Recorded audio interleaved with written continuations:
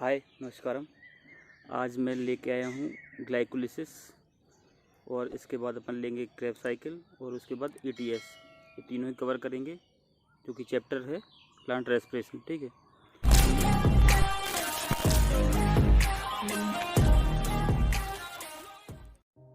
तो हुआ क्या कि अपन को चाहिए एनर्जी, तो ग्लूकोज का अपन को ऑक्सीडेशन करके अपन को एनर्जी बनानी है। तो सबसे पहले अपन ये रिएक्शन देखते हैं।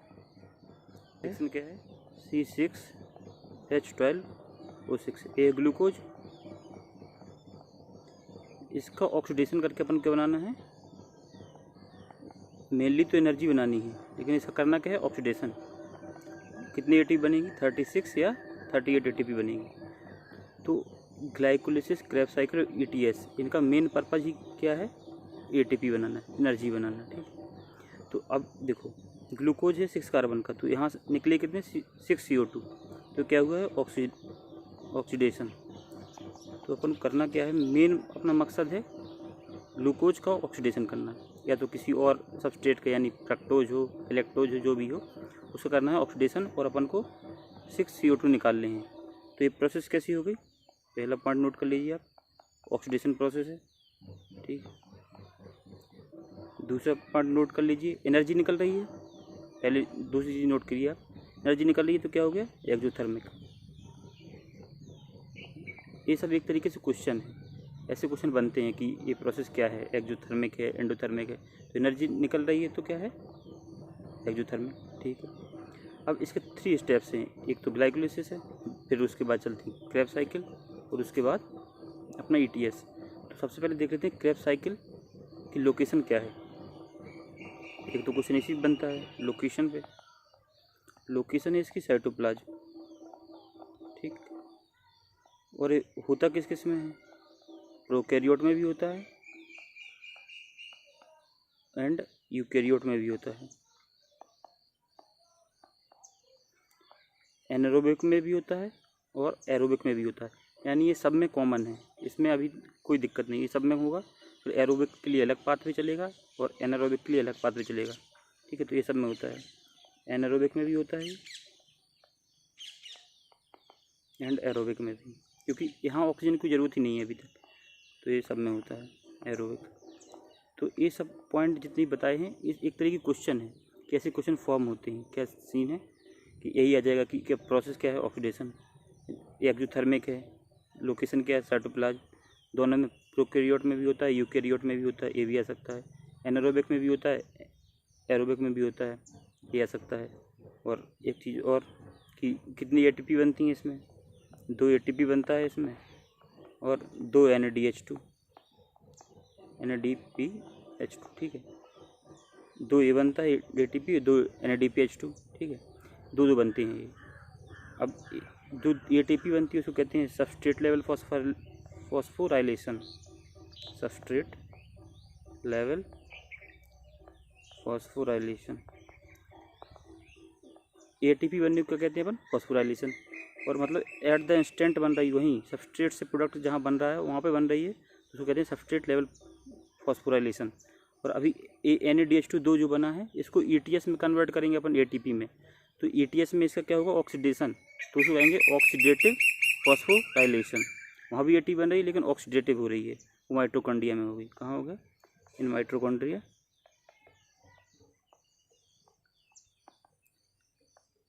Oxidative phosphorylation. तो ये तो हो गया। अब क्वेश्चन एक तरीके का ये आएगा कि सबस्ट्रेट लेवल फॉस्फोराइलेशन से कितनी एटीपी बनती हैं? तो 2 आंसर जाएगा। सबस्ट्रेट लेवल टोटल एटीपी कितनी बनती हैं? या तो अगर 2 से कितनी बनती है? 1 NADH2 से कितनी बनती है एटीपी? 3 एटीपी बनती हैं। 2 से बनेगी 6 एटीपी। कितनी बनेगी टोटल? 6। तो 8 एटीपी बनी इसमें। किसमें? ग्लाइकोलाइसिस में। ये क्वेश्चन नहीं बन सकता है। या तो आ जाएगा सबस्ट्रेट लेवल फॉस्फोराइलेशन से कितनी बनी, या पूछ लेगा एटीपी कितनी बनी, तो 2 ही बतानी है। ठीक है, तो ये तो हो गया ओवरव्यू। अब पूरा वो 10 स्टेप में होती है। ठीक है, ग्लाइकोलाइसिस। पूरे 10 स्टेप को देखते हैं। और पूरे 10 स्टेप इम्पोर्टेंट नहीं है, जो जो स्टेप इम्पोर्टेंट हैं वो मैं तुम्हें बता दूंगा, ठीक। उसी को मेनली तुम्हें याद करना है, ठीक है। तो सबसे पहला स्टेप क्या है, ठीक है। सबसे पहला स्टेप क्या है, अपने पास ग्लूकोज है। ग्लूकोज कितने कार्बन का है, 6 कार्बन, ठीक। ग्लूकोज से बना ग्लूकोज 6 फॉस्फेट। इसमें एक फॉस्फेट जुड़ गया बस, ठीक है। अगर फॉस्फेट जुड़ गया है तो आएगा कहाँ से फॉस्फेट, ये तो बताओ मुझे। तुम्हें एटीपी पता है, एटीपी टूटता है तो क्या होता है, एडीपी प्लस इनऑर्गेनिक फॉस्फेट। तो यहाँ एक एटीपी टूटी है और उसका फॉस्फेट ग्लूकोज ले गया है, एक एटीपी टूटी है यहाँ पे, एक चीज़। और एंजाइम कौन सा यूज हुआ है यहाँ पे, हेक्सोकाइनेज, ठीक है। ये याद रखना है तुम्हें, पहले स्टेप है ये, फर्स्ट स्टेप है। अब क्या होगा, अब ग्लूकोज 6 फॉस्फेट बन गया। अब ग्लूकोज 6 फॉस्फेट से बनेगा फ्रक्टोज 6 फॉस्फेट, फ्रक्टोज 6 फॉस्फेट। इसमें कुछ नहीं हुआ, आइसोमराइज हुआ है, ये आइसोमर हैं दोनों, तो आइसोमराइजेशन हुआ है। तो एंजाइम कौन सा लगेगा यहाँ पे, आइसोमरेज, ठीक। अब क्या होगा, ग्लूकोज 6 फॉस्फेट से क्या बनेगा, फ्रक्टोज 6 फॉस्फेट से फ्रक्टोज 1,6 बिस फॉस्फेट। इसका मतलब क्या है, एक फॉस्फेट था पहले 6 पे, अब 1 पे भी एक फॉस्फेट आ गया, तो मतलब एक एटीपी और यूज हुई है, एक एटीपी और यूज हुई है। तो यहाँ पे भी एक एटीपी यूज हुई, एक एटीपी यूज हुई, एडीपी बना और इनऑर्गेनिक फॉस्फेट लेके ये बन गया। एंजाइम कौन सा यूज हुआ है इधर, वो देखो, सबसे इम्पोर्टेंट। इसको कहते हैं फॉस्फोफ्रक्टोकाइनेज, ये बहुत इंपॉर्टेंट है। अगर मैं कहूँ ग्लाइकोलिसिस में कौन सा एंजाइम इंपॉर्टेंट, तो ये वाला फॉस्फोफ्रक्टोकाइनेज, इसी को कहते हैं अपन पेसमेकर एंजाइम।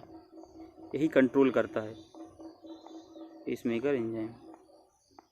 अगर ये देखो, तुम ये नोटिस करो, फर्स्ट स्टेप मैंने कैसा एरो लगाया है, इरिवर्सिबल का, थर्ड पे भी इरिवर्सिबल का। तो थर्ड से अगर रिएक्शन निकली तो वो पूरी होगी, इसीलिए इसको पेसमेकर एंजाइम कहते हैं। यहाँ रोकना है तो रोक लो, नहीं तो उसके बाद पूरी ही होगी वो। तो ये सीन है, ठीक है।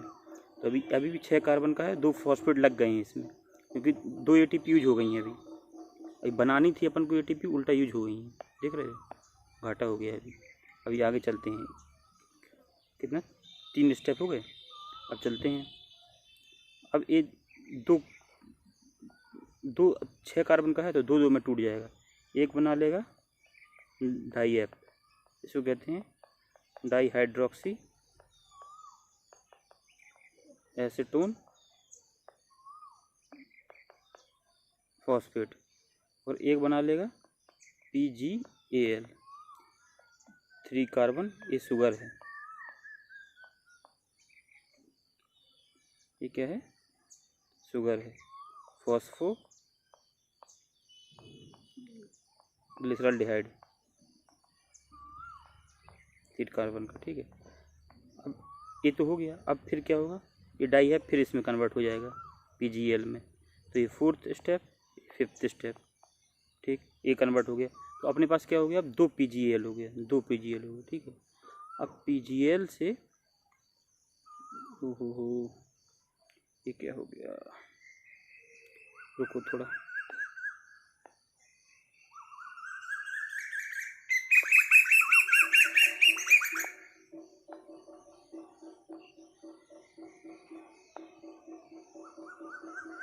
ठीक है।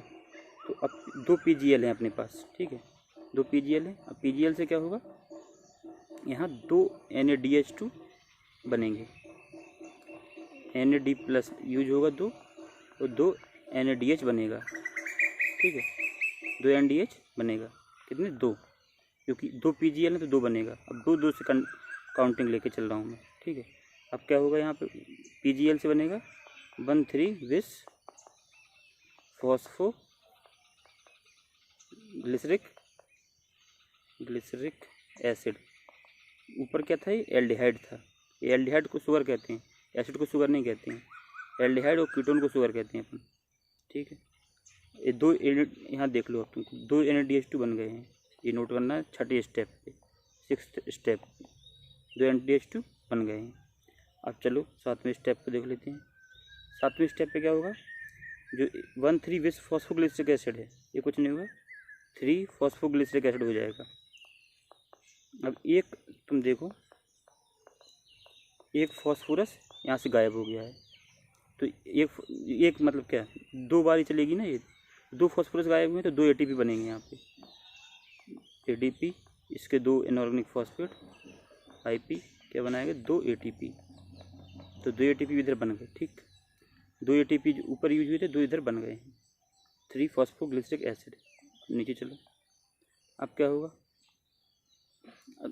अब कुछ नहीं होगा। अब जो 3 फॉस्फोग्लिसरिक एसिड है, इसका नाम क्या, मतलब क्या है कि तीसरे पे फॉस्फोरस लगा है।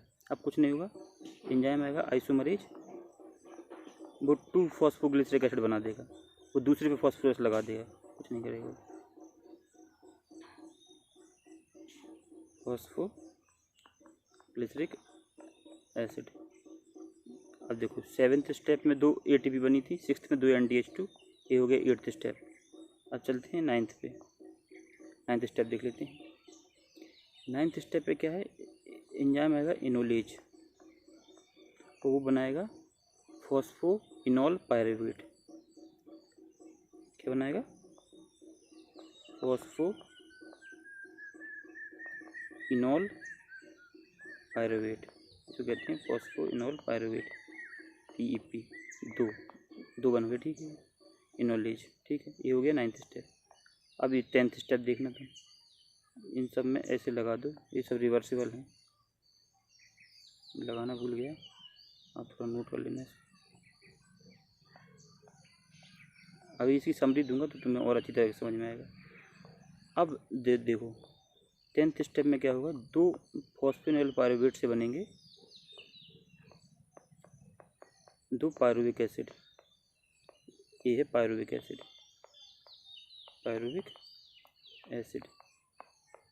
और 2, अभी फॉस्फोरस निकल गया ना 2 का, 2 ATP बनेंगे इधर, 2 ATP फॉर्म। एंजाइम कौन सा यूज होगा यहाँ, पायरुवेट काइनेज। अब देखो, अब मैं बताता हूँ एंजाइम तुम्हें कौन कौन से याद करने हैं। पहले स्टेप का एंजाइम याद करना है हेक्सोकाइनेज, ग्लूकोज 6 फॉस्फेट से ग्लूकोज 6 फॉस्फेट हेक्सोकाइनेज, एक एंजाइम याद करना है। दूसरा तुम्हें याद करना है ये फ्रक्टोज 6 फॉस्फेट से फ्रक्टोज 1,6 बिस फॉस्फेट फॉस्फोफ्रक्टोकाइनेज, इसको पेसमेकर एंजाइम, ये तो बहुत इंपॉर्टेंट है, तो याद ही करना पड़ेगा, ठीक है। अब इसके बाद क्या याद करना है तुम्हें, इसके बाद ये 10th वाला पायरुवेट काइनेज, 2 ATP इधर बन रही हैं। तो अब देखो नेट कैलकुलेशन क्या है, 2 ATP बनी एंड 2 NaDH2 बने, 2 NaDH बने, ठीक है, ये नेट कैलकुलेशन है। और लास्ट में क्या बन गए, 2 पायरुविक एसिड। अब ये जाएंगे लिंक रिएक्शन में, पायरुविक एसिड किस में जाएंगे, लिंक रिएक्शन में, ऐसा सीन है। अब लिंक रिएक्शन और क्रेब्स साइकिल में अगली वीडियो में तुम्हें बताऊंगा। ये तो हो गया 2 ATP और 2 NaDH2। अब थोड़ा सा और इम्पोर्टेंट बात बता देता हूँ। अब देखो ये फर्स्ट स्टेप को देखो, ये 3rd स्टेप को देखो, ये 1st स्टेप को देखो, और ये 10th स्टेप को देखो। 1st 3rd और 10th ये क्या है, इरिवर्सिबल स्टेप है, यही पूछ सकता है, इरिवर्सिबल स्टेप, ठीक, एक चीज़। अब दूसरी चीज़ क्या पूछ सकता है,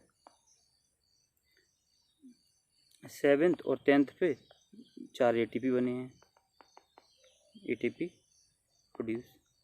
मेनली तुमसे पूछेगा क्या, तुमसे पूछेगा कि वही मतलब नेट कितने बने, 2, वो याद रखना है। ये 4 तो मैं प्रोसेस बता दिया हूँ तुमको, ठीक है। 6th पे क्या हुआ, 2 NaDH2 बने हैं 6th स्टेप पे। अब तुम्हें पूरा 10वां स्टेप याद रखने की तो ज़रूरत नहीं है, पहला स्टेप याद होना चाहिए, 3rd स्टेप होना चाहिए, 10th स्टेप होना चाहिए, और एक पहली शुगर कौन सी बनी है, PGAL, ये याद होना चाहिए। तो ये तो हो गया ग्लाइकोलिसिस। अब ये पायरुवेट का क्या होगा वो तो मैं अगले वीडियो में बताऊँगा, ठीक है। क्रैब साइकिल अगली वीडियो में, उसके अगली वीडियो में ETS। तो बने रहना, ठीक है। चलिए, धन्यवाद।